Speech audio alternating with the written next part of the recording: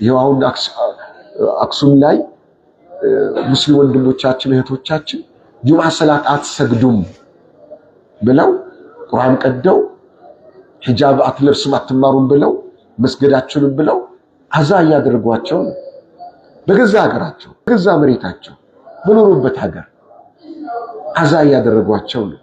እስላምን ያጠፉ መስሏቸዋል። እየባሰበት ነው የሚሄደው፣ እየጨመረ ነው የሚሄደው። እሱም ያሉ ሙስሊሞች እንደ ግለሰብ ነው ለዲናቸው እየታገሉ ያሉት፣ ለእምነታቸው እየታገሉ ያሉት። ከጎናቸው የሚቆም ያለ አላህ ማንም የለም፣ የሚናገርላቸውም የለም።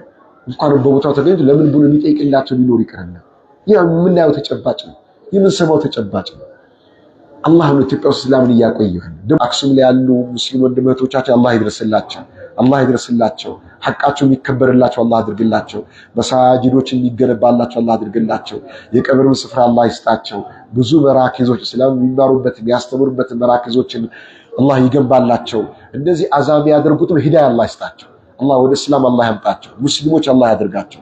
የተፈጠሩት ለእስላም ነው። እስላምን የሚከተሉ ቁርአንና ሐዲስን የሚከተሉ በቁርአንና በሐዲስ የሚመሩ አላህ ያድርጋቸው። ይቅርታ ጠይቆ ወደ እስላም የሚመለሱ አላህ ያድርጋቸው። ወሰለላሁ ዐላ ነብይና ሙሐመድ ወዐላ አሊሂ ወሰህቢሂ ወሰለም።